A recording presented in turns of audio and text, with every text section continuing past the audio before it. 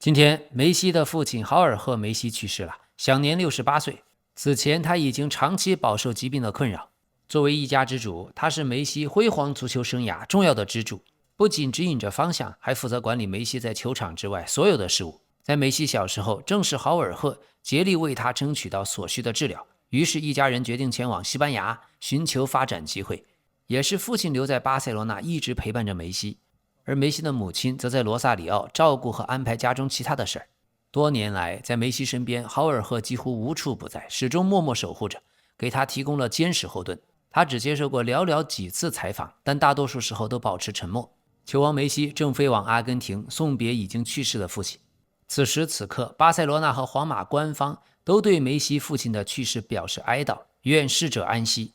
好，說回足球，阿森納已經官宣，巴西國腳吉馬良斯7500萬英鎊轉會費加盟，合同簽到2030年。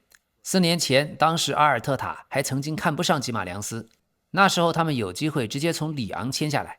當時阿森納技術總監埃杜和執行副主席蒂姆·劉易斯已經敲定了這筆交易。當時的吉馬良斯只有24歲，但到了主教練阿爾特塔這裡，最終選擇放棄，因為阿爾特塔並不認為吉馬良斯適合自己正在打造的阿森納。於是紐卡在那個轉會窗口抓住了機會。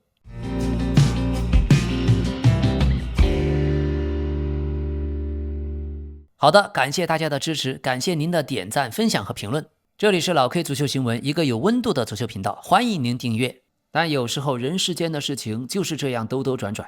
4年以後，吉馬良斯在紐卡在巴西國家隊出色的表現，最終說服了阿爾特塔。他既能夠踢6號位，也能踢8號位，在中場他的存在能創造多種進攻組合。而今年11月，吉馬良斯即將年滿29歲，雖然這略微有些超出阿森納過去通常的引援年齡範圍，但吉馬良斯的經驗和領導力將是寶貴的財富。與此同時，正式加盟以後，吉馬良斯也接受了阿森納俱樂部電視台採訪。他說，賴斯給我發了消息，賴斯寫道，來吧來吧，別再打架了，現在我們是朋友了。哈，賴斯給我發消息，我很高興。在我看來，阿森納的中場是歐洲最好的之一，每個人都是出色的球員。每次我對陣阿森納，比賽都非常艱難，他們的控球防守如一體，我覺得這種組合也是我喜歡的方式。當然，加入聯賽冠軍總是一個巨大的機會。好，這一次來到阿森納，吉馬良斯將身穿39號球衣。這個數字是因為過去他的父親是巴西里約熱內盧一名出租車司機，父親的出租車車牌號過去就是39。這輛車不僅讓他們得以維持生計，也為吉馬良斯購買了球衣，資助他走上了職業足球之路。而且過去被租借到巴拉那競技隊期間，布魯諾自己沒有開口索要過39號，但球隊的裝備管理員卻主動將這個球衣號碼交給了他，那仿佛是一個信號。從此，吉馬良斯就把這個號碼珍藏在心底。他說：“39號給了我生命中的一切。”好，而另一方面，紐卡斯爾這個下窗真的是吃散夥飯了。主教練埃迪豪走了，安東尼戈登走了，特里皮爾走了，吉馬良斯和托納利也都走了。這支球隊已正式進入全新的重建階段。對紐卡來說，一直不想賣吉馬良斯，而阿森納最初的報價只有4500萬英鎊，一步步談到7500萬英鎊，這個數字對紐卡也已經非常好了。好，另一邊，今天利物浦租借了巴塞羅那的中後衛阿勞霍，已經達成口頭協議，羅馬諾已經 here we go。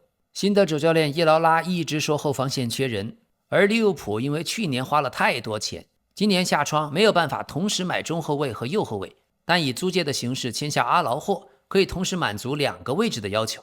只是老 K 非常擔心，阿勞霍在巴薩呀已經是玻璃人體質，能力絕對有，但最近幾年頻繁遭遇到肌肉的傷病。和喬戈麥斯問題類似，存在反復復發的風險，出勤率難以保證。另外，他的出球和組織能力僅僅屬於中游水平，長傳精準度完全達不到范戴克的標準，難以承擔起後場出球核心的角色。還有就是大賽穩定性存疑，常常在關鍵比賽出現致命的失誤。但咱們利物浦不是沒錢嘛，精打細算過小日子，也只好權且如此了。而這一次的租借協議包含買斷選項，買斷金額5500萬歐元。等賽季結束以後，利物浦可以根據表現選擇是否要正式買斷。有專家認為，像英超聯賽非常適合阿勞霍力量出众、对抗强硬的踢球風格。好，今天還有一個非常出人意料的新聞，各方面都在說 C 羅和喬治納即將在本周六在 C 羅的老家馬德拉島的風沙爾大教堂完成婚禮。可就在大家準備送上祝福的時候，C 羅的家人，尤其他的2個姐姐，卻接受採訪，明確否認了弟弟將在今年結婚的消息。隨後，知名雜誌也向莊園方面核實，發現根本沒有以2人名義進行的預定。所以，當全世界都在尋找他們的婚禮現場時，C 羅一家實際上正躲在馬略卡島度假避暑。這就很抽象了，因為 C 羅此前在接受好朋友皮爾斯·摩根採訪的時候，曾經深情地告白說：“我希望帶着世界杯冠軍獎杯去參加我的婚禮，我會娶她，因為我覺得時機成熟了。她不僅是我孩子的母親，更是我一生中最愛的人。”嗨，這到底什麼情況，咱也不敢問。但對這樣的巨星來說，結婚最主要考慮的是經濟財產問題。既然他們還沒有想好 ，C 羅還沒有下決定，咱們也就不必要瞎湊熱鬧。OK， 關於國際足聯，最近主席因凡蒂諾的事鬧得滿城風雨，牆倒眾人推，痛打落水狗。今天《每日電訊報》獨家報道，在因凡蒂諾還在歐足聯當秘書長的時候，歐足聯就曾經因為他向一位低級別女員工支付了6位數的離職補償，歐足聯甚至還給這女人的 MBA 學位買單，原因是他和當時歐足聯秘書長因凡蒂諾發生了不正當關係。現在歐足聯證實確實存在這筆財務協議，同時強調最近已經加強了內部規定。但國際足聯方面堅決否認這些指控，稱具有誹謗性。所以這個爆料進一步加大了對因凡蒂諾的壓力。歐足聯正在質疑他在任內存在利益衝突，存在內部提拔的濫用。因凡蒂諾在國際足壇的執政記錄再添陰影，說是當年這一樁性醜聞，因凡蒂諾和女子發生了不正當關係，還給了女子6位數的賠償金。在他們交往期間，因凡蒂諾先是提拔了她，在女人離開後，歐足聯又出資讓她在商學院攻讀 MBA， 該商學院每年的學費約為45000英鎊。因凡蒂諾確保了女人的賠償金到賬，還挪用了原本可以用於基層足球的歐足聯的資金。據說因凡蒂諾先是提拔了自己的情人，給他加薪 30%， 年薪達到16萬瑞士法郎，也就是 14.7 萬英鎊。女人的迅速晉升引起了同事們的質疑，擔心因凡蒂諾可能濫用職權提拔。另外，因凡蒂諾和自己的妻子也是在足球界認識的，他的妻子麗娜當時在黎巴嫩足协工作，2個人在2001年結婚，育有4個女兒。目前尚不清楚妻子是否知曉這段所謂的婚外情。而這件事發生的時候，歐足聯內部有人告訴當時的歐足聯主席普拉蒂尼說：“你必須解雇因凡蒂諾。”普拉蒂尼於是質問因凡蒂諾說：“是你離開，還是這女人離開？”因凡蒂諾回答說：“女人會離開的。”後來就不了了之了。2016年，普拉蒂尼因為另一樁醜聞被罷免以後，因凡蒂諾被推舉為歐足聯最想要的國際足聯主席候選人。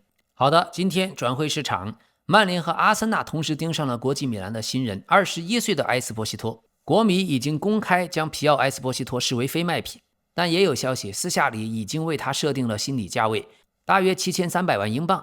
21歲的年輕人本人也非常願意前往英超踢球，但這件事兒還屬於早期，今年夏天未必會有人出手。好，巴薩方面，在阿勞霍離隊以後，總監德科希望簽下羅梅羅，但主教練弗里克心存疑慮。從巴薩體育部門的角度看，羅梅羅的球風、好勝的性格，還有他高位上搶防守的能力，和庫巴西可以形成完美的互補。羅梅羅擁有頂級大赛的經驗，有領袖氣質和強硬的防守風格。唯一的阻礙仍然是資金，巴薩錢不夠啊。現在羅梅羅已經下定決心要離開熱刺，國際米蘭和馬德里競技正在全力追逐。老 K 瞎猜呀，可能從主教練的角度看，錢本來就不多，如果買了羅梅羅，那中鋒怎麼辦？看上去費蘭托雷斯肯定會走，小蜘蛛阿爾瓦雷斯多半是買不來了。下個賽季在萊萬離隊以後，誰負責進球，這是個大問題。OK， 皇馬方面，今天馬卡報盤點，皇馬今年夏天已經完成了24筆運作，如今轉會大戲仍然沒有結束，接下來還有幾名球員可能離開，包括皮塔奇、勞爾阿森西奧，而卡馬文加的未來也不明朗。在穆里尼奧的中場排序裡，他不是優先選擇，排在楚阿梅尼、巴爾韋德、居賴爾和畢席爾瓦之後。還有恩德里克的問題，隨着埃斯皮加盟，恩德里克離開似乎變成一種可能，他的替補上場時間會進一步被壓縮。但有記者表示，皮塔奇預計不會離隊，他不想走，穆里尼奧也要求他留下。現在羅德里是不會來了，老佛爺看上去也不會花重金再買一個中場，所以19歲身高1.79米的中場球員皮塔奇，這是一支潛力股，弗洛姆那邊肯定想要，至於皇馬放不放人還得觀察。好，巴塞羅那這邊主教練弗里克已經通知巴爾德吉和卡薩多不在自己下賽季的計劃。20歲的巴爾德吉，22歲的卡薩多需要自謀生路。現在沙特吉達國民傳出對卡薩多感興趣，球員也並沒有排除前往沙特的可能性，希望先評估所有報價，並不急於做決定。另外，關於切爾西的邊鋒吉滕斯，意大利的羅馬隊已經將他視作目標。現在羅馬主教練加斯佩里尼需要一名可以從側翼內切，能制造人數優勢且有高強度逼搶能力的左側攻擊型中場。這段時間羅馬隊追求的努薩因為要價過高遇冷，所以福法納吉滕斯成為新的目標。吉滕斯1年前以約6000萬歐元的價格從多特蒙德轉會到切爾西，今年想直接簽下的難度較大，估計租借加買斷的可能性最高。OK， 關於費蘭托雷斯，大巴黎已經和巴塞羅那開啟了談判，巴黎隊已經和球員就個人待遇達成了口頭協議，俱樂部之間的談判將在未來幾天加速。這次去巴黎，費蘭托雷斯預計會簽約5年，轉會費大概5000萬歐元左右。而大巴黎自己隊內的巴爾克拉，現在關於巴爾克拉和利物浦的緋聞，有部分消息說俱樂部之間已經達成協議，交易金額大約 1.28 億歐元。但最新今天天空體育報道，利物浦和大巴黎進行了初步接觸，但兩家俱樂部目前對價格存在明顯分歧。大巴黎對轉會費的立場使得這筆交易現階段很難完成。而巴塞羅那正在和曼城談羅德里，曼城已經拒絕了巴薩第一個報價，4500萬歐元固定加500萬歐元浮動，這是不行的。接下來巴塞羅那將改進報價，以加速談判進程。另外再看看意甲國際米蘭這邊，上賽季國米拿到了意甲冠軍，而球隊的平均年齡偏大，需要簽下更多高質量的引援。國米過去1年的淨收入為4000萬到5000萬歐元，今年又拿到了7000萬歐元的獎金，加起來有 1.2 億歐元。但股東橡樹集團並不打算花掉這筆錢，他們只希望賺取更多的利潤，不想承擔任何風險。所以這就能解釋為什麼今年夏天國米的引援舉步維艱。今天多方消息已經證實，不僅是國米、馬競和巴薩，連阿森納也加入了戰局，參與爭奪羅梅羅。另有消息，據說阿森納還準備重金砸向尤文圖斯的伊爾迪茲，但尤文態度很明確，絕對不賣。前面老 K 也說過，伊爾迪茲也算意甲賽場年輕球員當中最有機會成為世界級巨星的。有記者說，如果報價超過1億歐元，尤文有可能放人。現在對阿森納來說，伊爾迪茲已經是維尼修斯之後一個切實可行的替代方案。他的突破能力和進攻端的威脅給球探團隊留下了深刻印象。只是如果想拿下，需要付出巨大的經濟代價。還有關於小蜘蛛阿爾瓦雷斯，馬競的主教練西蒙尼已經下定決心，今年夏天小蜘蛛留下。西蒙尼重申，我對擁有小蜘蛛感到非常高興，我們會幫助他繼續成長的。我認為情況很清楚，俱樂部早就已經做出了決定，我們會讓他發揮出最好的自己。他過去2年也一直在為我們這麼做。但阿根廷媒體也有報道，球員阿爾瓦雷斯認為自己被馬德里競技欺騙了。他堅持稱馬競曾經承諾過不對轉會設阻力，但顯然馬競沒有兌現承諾。接下來就要看馬競和西蒙尼的強留，小蜘蛛在比賽場上會不會盡心盡力。好，與此同時，今年轉會市場上動作很小的曼聯又傳來噩耗。友誼賽出戰僅僅20分鐘，中場芒特在曼聯對陣大巴黎的熱身賽又受傷了，再一次因傷被替換下場。具體傷情的輕重還需要俱樂部後續的醫療評估。健康的芒特傳說呀，會是曼聯在中場非常牛逼的存在。可實際情況，曼聯從來沒有擁有過健康的芒特。芒特的身體狀況，主教練卡里克極為擔心，而烏加特也在世界杯期間遭遇了嚴重的膝傷。所以曼聯今年夏天要不要引進第3名中場，這是個大問題。總感覺這樣下去呀，曼聯有些得過且過。有專家分析，曼聯明明他們現金流儲備很充裕，但現在引援如此消極，這很反常。他們在轉會淨投入大約2500萬英鎊，而隔壁的曼城簽下曼聯頭號引援目標安德森的花費已經是這筆金額的4倍之多。所以不知道曼聯內部人員為什麼反覆對外強調說曼聯可用的轉會資金有限，現在這也是很難敲定劉易斯·霍爾這筆轉會的原因。看起來是英力士集團主動給單筆引援設置了出價的上限。估計拉特克里夫爵士認為，過去的曼聯多年來長期溢價引援，所以這個夏窗馬特烏斯費爾南德斯沒有了，托納利沒有了，這2名球員都加盟了熱刺。而曼聯最心儀的埃里奧特·安德森當轉會報價突破1億英鎊以後，曼聯直接退出了爭奪。所以這資本家呀，資本家，拉特克里夫爵士現在削減開支是他整個計劃裡最核心的一環。隊內球員的薪資成本也被納入了精簡範圍。今年夏天，曼聯放走了卡塞米羅，放走了桑喬，門將奧納納的薪水支出也由租借方承擔。就不知道這樣的省吃儉用，1年後我們看曼聯的成績會怎麼樣？首先還能不能連續進入歐冠，這是個硬指標。不過據說現在切爾西、曼聯、阿森納都看上了皇馬的恩德里克，都想租借，但消息的真實性還有待觀察。OK， 感謝大家的陪伴，感謝您的分享、熱推、點讚和評論。這裡是老 K 足球新聞，一個有溫度的足球頻道。咱們明天再見。